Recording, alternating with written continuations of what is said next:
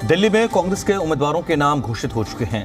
3 लोकसभा सीटों पर कांग्रेस के प्रत्याशी चुनाव लड़ रहे हैं। इंडिया गठबंधन के तहत आप कांग्रेस मिलकर के, तो इसके तहत कांग्रेस के 3 उम्मीदवारों के नाम घोषित कर दिए गए हैं। आपको बता दें कि दिल्ली में कांग्रेस 3 लोकसभा सीटों पर चुनाव लड़ रही है और तीनों लोकसभा सीटों पर उम्मीदवारों के नाम आज घोषित किए गए हैं।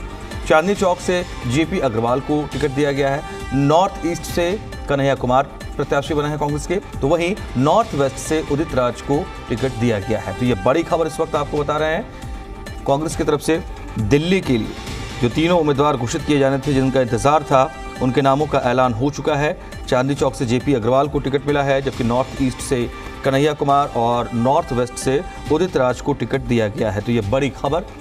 हमारे साथ जी मीडिया संवाददाता राहुल मिश्रा जुड़ रहे हैं और फ्रेश अपडेट्स के साथ। राहुल, कांग्रेस की तरफ से 3 सीटों पर चुनाव लड़ा जा रहा है दिल्ली में और इन 3 सीटों पर उम्मीदवारों का ऐलान भी कर दिया गया है। क्या समीकरण, क्या चैलेंजिंग मोड नजर आया है और बाकी कॉम्पिटेंट से कांग्रेस के इस लिस्ट में?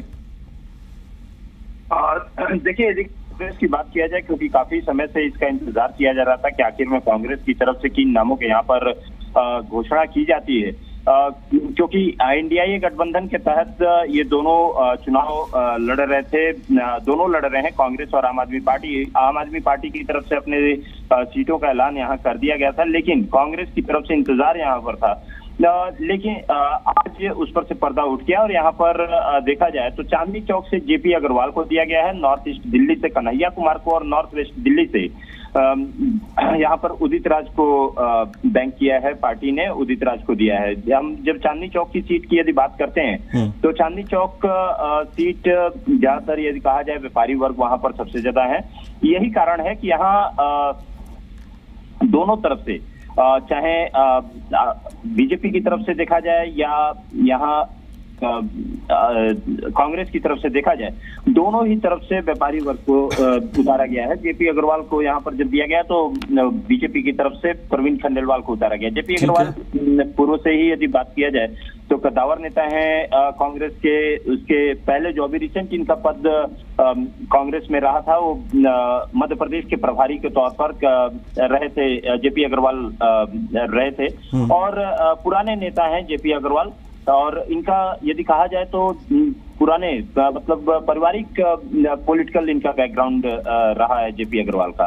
कन्हैया कुमार की बात किया जाए तो कन्हैया कुमार लेफ्ट की राजनीति से या कहें तो जेएनयू की राजनीति से निकलते हुए उसके बाद उन्होंने कांग्रेस को में शामिल हुए और उसके बाद जेएनयू छात्र संघ के अध्यक्ष भी रह चुके थे। और एक ऐसी सीट कहा जाए जहां पे नॉर्थ ईस्ट दिल्ली की हम बात करते हैं तो यहाँ पूर्वी यूपी और बिहार के निवासी और मुसलमानों की एक बड़ी आबादी इस सीट पर है, पूर्वांचलियों और साथ में। और कन्हैया कुमार ने पिछली बार 2019 का चुनाव भी बिहार के बेगूसराय से भाकपा के चुनाव चिन्ह पर लड़ा था इन्होंने, तो इसके लेकिन वहां पे करारी हार इनको मिली थी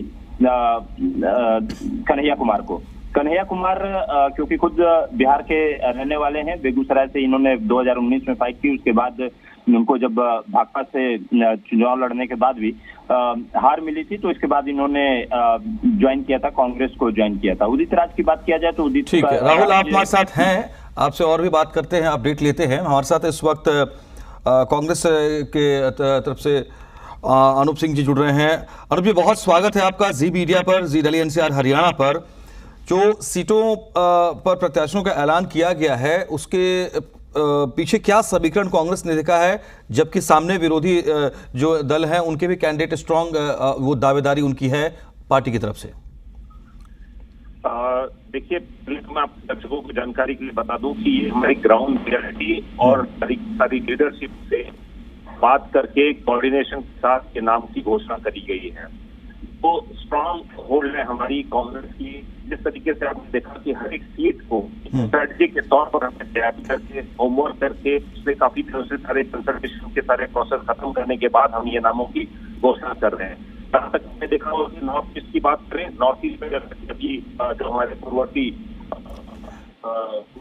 हो गए, तो इस तरीके के वहां पे समीकरण है। लोगों को समझ में आना चाहिए पूर्वांचली वो करेंगे तो अगर रिप्रेजेंट करना है तो जिस तरीके से कन्हैया कुमार जी हैं, जिनकी पैन इंडिया इमेज है, जिन्होंने अपने इंटेलेक्ट को साबित किया है, बार बार साबित किया है, उस जो पूर्वांचली समुदाय है जिसकी सबसे बड़ी पैठ है वहां पे नॉर्थ ईस्ट में, उसको रिप्रेजेंट करने के लिए इससे और अच्छा चेहरा नहीं हो सकता है। ठीक है। जहां तक चांदनी चौक की बात करिए तो जो जेपी अग्रवाल साहब हमारे 5 साल के सांसद, उनसे बड़ा अनुभव दिल्ली के राजनीति में और किसी का नहीं है। तीसरा भी नाम आपने देखा होगा कि जिस तरीके से जो राजनीति चल रही है, एक रिजर्व सीट के लिए, SC सीट के लिए वहां से खुद रिप्रेजेंटेशन उदित राज कर चुके हैं, तो पूर्व में प्रशासनिक अधिकारी भी रहे हैं और इनसे अच्छा रिप्रेजेंटेशन नॉर्थ वेस्ट के लिए नहीं हो सकता था। और उसके साथ साथ मैं आपको बता दूं कि ये लड़ाई सिर्फ किसी चुनिंदा नाम तक सीमित नहीं है। ये जो लड़ाई है वो इंडिया गठबंधन की लड़ाई है, देश को बचाने की लड़ाई है, लोकतंत्र को, जड़ों को मजबूत करने की लड़ाई है। जिस तरीके से हमारी जो संघीय ढांचे पर लगातार एक के बाद एक प्रहार किया जा रहा है मोदी सरकार के द्वारा, उसके लिए प्रत्युत्तर का ये तरीका है। लोगों के सामने अभी कोई निर्विवाद रूप से हर एक, आपने देखा होगा कि कांग्रेस के तीनों कैंडिडेट जिस तरीके से अपने लोकसभा को रिप्रेजेंट करेंगे, इससे बेहतर रिप्रेजेंटेशन उस लोकसभा में नहीं हो सकता है। अनिल जी, आपको याद होगा, आप लोग चूंकि खबर कवर भी करते रहे लगातार, कन्हैया कुमार का नाम जब आया था स्क्रीनिंग कमेटी के दौरान ही, जब पहले CEC के पहले की बात कह रहा हूं, तो उस दौरान थोड़ी एक अवापोह की स्थिति बनी थी। उसके बाद ये हुआ कि भाई अगली बार हम फिर बैठक करेंगे इस पर। तो मैं ये समझना चाहता हूं क्या तमाम एक सहमति के साथ इस नाम पर विचार किया गया? क्योंकि अगर कोई नाखुश था, असंतुष्ट था, तो कुछ तो पॉइंट रहे होंगे उनके भी। देखिए, कम्युनिकेशन, कंसल्टेशन, ये सारे प्रोसेस एक लोकतांत्रिक ढांचे में पार्टी के अंदर चलता रहता है। हमारी पार्टी कोई अधिनायकवादी सिस्टम को प्रमोट नहीं करती है। आपने देखा होगा कि 100 से ज्यादा सांसदों को दूध में मक्खी की तरह निकाल के फेंक दिया गया है। कोई आवाज नहीं आती है, कोई छू नहीं आता है, मीडिया का कोई सवाल नहीं पूछता है। ये तंत्र, अधिनायकवादी तंत्र, कांग्रेस पार्टी में एस्टैब्लिश हम नहीं करते हैं। हम यहाँ पे लोगों की राय समझते हैं, लोग अपनी राय देते हैं, नाखुशी जाहिर करते हैं, और उसके साथ साथ एक कंसल्टेटिव प्रोसेस होता है। उस प्रोसेस को कंप्लीट करने के बाद जो हमारी इलेक्शन की स्ट्रैटेजी होती है, उसको ध्यान में रखते हुए हम किसी निर्णय पर पहुंचते हैं। आपने देखा होगा कि बीजेपी और आम आदमी पार्टी के कैंडिडेट यहाँ पे ऑलरेडी डिक्लेयर हो चुके हैं, पर हमें कोई भी जल्दबाजी नहीं है। हमने वहां के जो ग्रासरूट जो हमारे कार्यकर्ता हैं, सबकी हमने नब्ज को टटोला है। उसके बाद जो सबसे बेस्ट पॉसिबल फूट होता है, हमने उसको फॉरवर्ड करने का काम किया है। ठीक है। जेपी अग्रवाल के पास चांदनी चौक सीट की बात करें अगर, तो नो डाउट दिल्ली की सियासत को हम पहले भी कवर करते रहे हैं कि एक पुराने नाम है, एक पॉलिटिकल एक्सपीरियंस के तौर पर माने तो ये एक बहुत स्ट्रॉन्ग कैंडिडेट नजर आता है यहाँ पर। लेकिन चूंकि ये पूरा बेल्ट है वो व्यापार वर्ग का है खास करके, तो उस मुकाबले में प्रवीण खंडेलवाल के सामने आपको लगता है कि सबसे स्ट्रॉन्ग कैंडिडेट आपने कांग्रेस से दिया?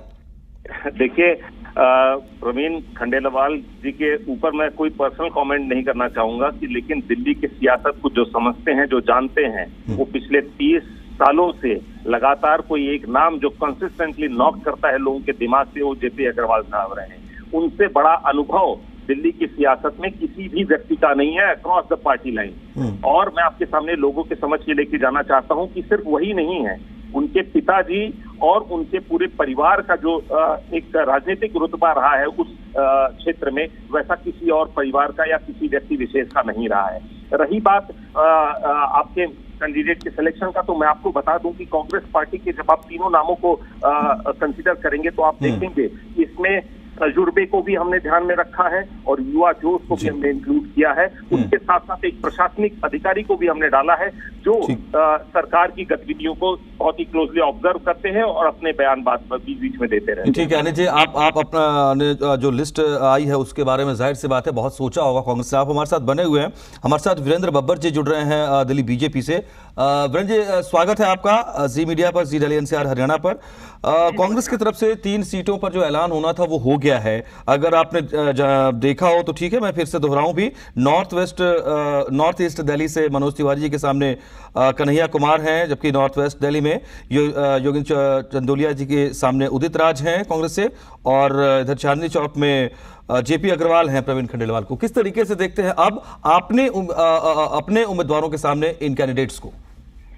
देखिए, निश्चित रूप से मैं कहना चाहूंगा कि आज की परिस्थितियों में जब हम चीजों को देखते हैं तो कांग्रेस स्वयं किस प्रकार से जो है परेशानी में थी, मतलब डिसअपॉइंटेड प्रकार से थी, दिग्भ्रमित थी मैं कहूँ। उन्हें खुद नहीं मालूम था कि हमें क्या करना है। हमने 2 मार्च को हमने अपने प्रत्याशी घोषित कर दिए थे दिल्ली के अंदर, 1 महीना 12 दिन के बाद, और वो भी न जाने कितने विवादों के बाद, कितने किस्म की चर्चाओं के बाद। मैं ये कहना चाहूंगा कि दिल्ली के अंदर रहने वाले लोग जो है दिल्ली के अंदर चुनाव लड़ने के लिए नहीं मिले। ये साबित करता है कि वास्तव में जैसे जिस प्रकार से कन्हैया जी को यहाँ लाकर के चुनाव लड़वाना चाह रहे हैं, ये साबित करता है कि इनके पास, कांग्रेस के पास दिल्ली के अंदर चुनाव लड़ने वाले लोग नहीं हैं। और आज की जो परिस्थिति है, वास्तविकता ये है कि आज की इस परिस्थिति को देखते हुए सामने कोई भी हो, उदित राज जी हो, कन्हैया जी हो, जयप्रकाश अग्रवाल जी हो या कोई और, हम निश्चित रूप से पूरी ईमानदारी के साथ, पूरे विश्वास के साथ ये कह सकते हैं कि दिल्ली के अंदर 7-0 की लीड भारतीय जनता पार्टी के प्रत्याशियों को मिलने वाली है। और जिस प्रकार से हमारे प्रधानमंत्री ने एक नारा दिया है कि हर वोट इस बार, अब की बार 400 पार का जो नारा है, फिर एक बार मोदी सरकार का जो नारा है, उस यज्ञ के अंदर दिल्ली की 7 सीटों की आहुति दिल्ली की जनता डालेगी और 7 सीटें भारतीय जनता पार्टी के उम्मीदवारों को जिताएगी, ऐसा पूरा विश्वास है। और मैं ये भी कहना चाहता हूँ, दावे के साथ एक बात और कहता हूँ कि जितने माध्यम से हम पिछली बार जीते थे, उससे ज्यादा मार्जिन से हम 7 सीटें जीतने जा रहे हैं। ठीक है, लेकिन अगर सीट वाइज बात करें, जैसे अब मनोज तिवारी है, उनके सामने कन्हैया कुमार को उतार दिया गया है, तो बेल्ट तो दोनों का एक ही है, और अगर बेल्ट वही है तो फिर जाहिर सी बात है कि इसका असर तो नजर आएगा ही। तो क्या आपको लगता है कि मनोज तिवारी के सामने अगर कन्हैया कुमार को उतारा गया है तो आसान होगा अब मनोज तिवारी के लिए? मैं निश्चित रूप से कहना चाहता हूं, मनोज तिवारी जी आप जानते हैं 2 बार लगातार वहां से सांसद रहे हैं। पहली बार कोई व्यक्ति अगर चुनाव जीतता है तो निश्चित रूप से कहा जा सकता है उसका भाग्य हो सकता है, परंतु दूसरी बार जब वो चुनाव जीतता है तो उसके किए हुए काम होते हैं साथ में। मेरा ये मानना है स्पष्ट रूप से, निर्विवाद रूप से, मनोज तिवारी और कन्हैया जी का कोई मुकाबला नहीं है। मनोज तिवारी जी के सामने कोई भी आता, कोई भी, कन्हैया जी को तो मैं किसी गिनती में लेता ही नहीं हूँ। बड़ी खूबसूरती के साथ आपको एक बात कहना चाहूंगा कि कोई मैच नहीं है, कोई नहीं है टक्कर में, क्यों पड़े हो टक्कर में, चाहे कन्हैया जी लड़े, चाहे उदित राज जी लड़े, चाहे जयप्रकाश अग्रवाल जी लड़े, और चाहे कोई और लड़े, दिल्ली की 7 सीटें भारतीय जनता पार्टी के उम्मीदवार जीतने जा रहे हैं। वीरेंद्र बब्बर जी, ये खूबसूरती अगर पॉलिटिक्स में आ जाए तो बाकी बहुत सुंदर बात हो जाए, लेकिन आमतौर होती नहीं। लेकिन आपने कहा कि खूबसूरती से दावा हम करते हैं। अनिल जी हमारे साथ बने हुए हैं, कांग्रेस से ही हैं वीरेंद्र जी, लेकिन अनिल जी कह रहे हैं कि 3 सीटों पर हमने कैंडिडेट तो दिया है, लेकिन ट्रम्प कार्ड तो हमारा कन्हैया है। तो ये क्योंकि कांग्रेस ने भी इस पर बहुत मंथन किया है।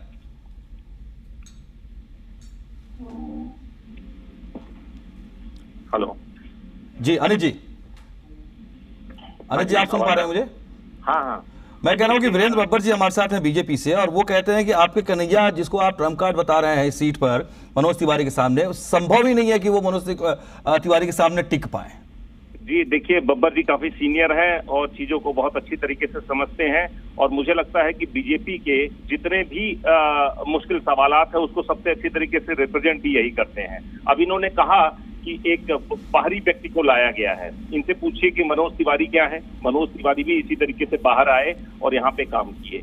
दूसरी बात, मैं आपके सवाल पर आता हूँ कि इन्होंने कहा कि मनोज तिवारी ने एक बार काम किया, 5 साल तक एक बार आके जीत सकते हैं, दूसरी बार काम करते हैं तब जीतते हैं। अब मैं ये पूछना चाहता हूँ कि बीजेपी ने मनोज तिवारी को छोड़कर अपने सारे के सारे सांसदों के टिकट काट दिए, इसका क्या यही एक्सप्लेनेशन वो भी देना चाहेंगे?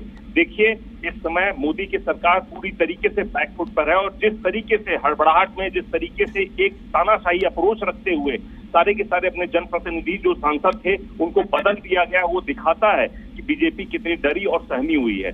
हमें लोगों तक समझने की जरूरत है कि यहाँ पे ये कोई पर्सनालिटी वॉर नहीं है, हालांकि उसमें भी मनोज तिवारी साहब कहीं स्टैंड नहीं करते हैं, लेकिन ये पर्सनालिटी वॉर नहीं है। मैं आपके माध्यम से आपके दर्शकों को बार बार ये बताना चाहता हूँ, ये लड़ाई सिर्फ और सिर्फ जनता से केंद्रित मुद्दों पर है। जिस तरीके से महंगाई, 45 साल की सबसे बड़ी महंगाई लोगों ने देख रहे हैं इस समय और झेल रहे हैं, जिस तरीके से बेरोजगारी की बात करें तो हर 6वां ग्रेजुएट इस समय बेरोजगार है। आपने कभी सुना होगा कि वॉर जोन में यूक्रेन और वहां पे लड़ाई जो चल रही है इजराइल में, वहां पे हिंदुस्तान के नवयुवकों को इस तरीके से भेज दिया जा रहा है। आप त्रासदी समझिए कि जो सरकार युवाओं को रोजगार, ठीक है, मोर और लेस आप जो कहना चाह रहे हैं, मैं जरा वीरेंद्र बब्बर जी से पूछ लेता हूं। वीरेंद्र जी, कन्हैया कुमार ठीक है, वो यहाँ पर दिल्ली में आकर के चुनाव लड़ेंगे, कैंडिडेट घोषित किया गया कांग्रेस की तरफ से, लेकिन वो अनिल जी कह रहे हैं कि मनोज तिवारी भी तो इसी तरीके से आए थे, और आप जिसका दावा कर रहे हैं कि वो 2 बार तो, लेकिन मुद्दे जो इस वक्त चल रहे हैं उसके आधार पर भी वो कहते हैं कि कन्हैया कुमार ज्यादा भारी साबित होंगे मनोज तिवारी के सामने। देखिए, इसका जवाब मैं सीधा सीधा ये कहना चाहता हूँ, एक दूसरे के खिलाफ आरोप लगाने वाले, एक दूसरे को भ्रष्टाचारी कहने वाले आज इकट्ठे हो रहे हैं। दिल्ली में एक साथ चुनाव लड़ेंगे, पंजाब में जो है फ्रेंडली फाइट करेंगे। ये समझौता, ये कंप्रोमाइज कुछ कहते हैं। और ये जो मेरे बात कर रहे थे, मेरे आदरणीय मित्र, में बड़ा सम्मान करता हूँ, मेरे बड़े भाई के समान है, परंतु निश्चित रूप से ये ध्यान रखना होगा, यूक्रेन रशिया युद्ध के दौरान किस प्रकार हमारे प्रधानमंत्री नरेंद्र मोदी जी की एक अपील के ऊपर हजारों लाखों छात्र जो वहां पढ़ रहे थे, तिरंगे के नीचे भारत माता की जय कहते हुए निकल करके आ गए। यही हाल आपने देखा इजराइल गाजा के दौरान भी यही हुआ। यही आपने देखा जिस प्रकार से उड़ी स्ट्राइक, सर्जिकल स्ट्राइक की जब हम बात करते हैं, जिसके ऊपर कांग्रेस और आम आदमी पार्टी के लोग सवाल उठाते रहे, हमारे सेना के जवानों के ऊपर सवाल उठाते रहे, उनके मनोबल को तोड़ने का प्रयास करते रहे। आज देश के बारे में एक धारणा बन चुकी है। सभी हमारे विरोधी जो देश हैं, जो दुश्मन देश माने जाते हैं, उनको ये पता है कि छेड़ेंगे तो छोड़ेंगे नहीं, घर में घुस के मारेंगे। इस बात के साथ जब हम इस बाजार के अंदर निकल करके आते हैं, जब बात रखते हैं समाज के अंदर, तो निश्चित रूप से देश की दिल्ली की जनता इतनी अनुभवी, इतनी समझदार है, उसे मालूम है कि हमें क्या निर्णय लेना है। आज जिस प्रकार से देश विकसित देशों की श्रेणी के अंदर आगे बढ़ रहा है, दुनिया की 5वीं बड़ी इकोनॉमी हम बन चुके हैं, चांद तक हम पहुंच चुके हैं, सूरज पर पहुंचने की तैयारी है।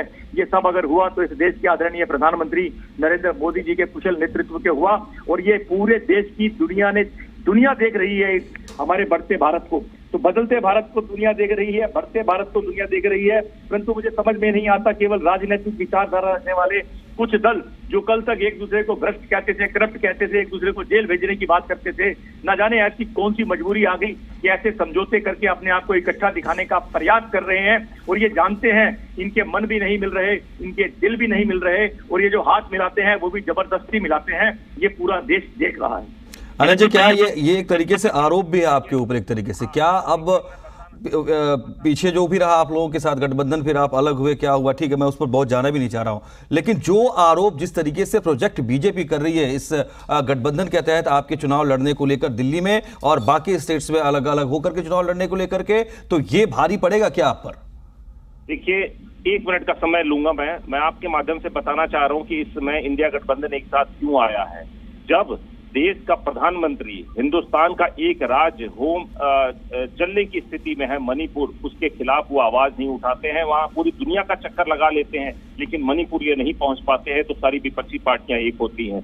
जब ये सरकार भ्रष्टाचार का विरोध करने के नाम पर आती है और सारे के सारे भ्रष्टाचारी प्रधानमंत्री मोदी के पीछे छुप जाते हैं, तब सारे के सारे इंडिया गठबंधन के लोग एक साथ आते हैं। देश देख रहा है कि किस तरीके से अजीत पवार को ये 70,000 करोड़ का घोटालेबाज कहा करते थे और 4 दिन के बाद उनको उन्होंने उप मुख्यमंत्री के पद से नवाजा। किस तरीके से प्रफुल्ल पटेल की फाइलें नहीं मिल रही है, किस तरीके से हिमंता विश्व शर्मा जिसके पीछे ये श्वेत पत्र लाने की बात करते थे कि बीजेपी के बड़े बड़े नेता, और आज वो किस तरीके से इनके चहेते बन गए हैं। ये देश देख रहा है कि भ्रष्टाचार की जो लड़ाई है प्रधानमंत्री साहब की, वो कितनी खोखली है। अभी हमारे मित्र बता रहे थे कि देश किस तरीके से विकसित हो रहा है, जरूर हो रहा है, लेकिन आपके पैमानों पर हो रहा है। बताइए, 80 करोड़ जनसंख्या जिस देश में 5 किलो के राशन की लाइन में लगा दी हो आप लोगों ने, क्या वो देश तरक्की कर रहा है?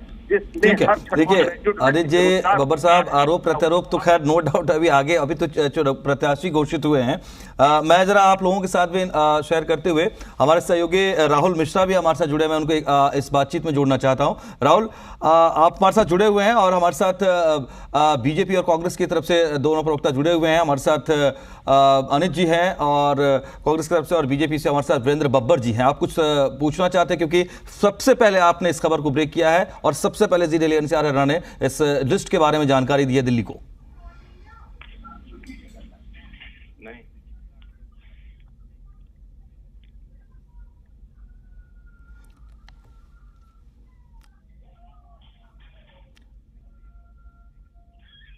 राहुल से संपर्क टूट गया है, खैर मैं जोड़ना चाह रहा था, लेकिन आप दोनों का बहुत बहुत शुक्रिया अनिल जी और बब्बर साहब हमारे साथ जुड़ने के लिए और इस लिस्ट पर अपनी अपनी राय रखने के लिए पार्टी के लाइन पर। बहुत शुक्रिया आप दोनों का हमारे साथ जुड़ने के लिए।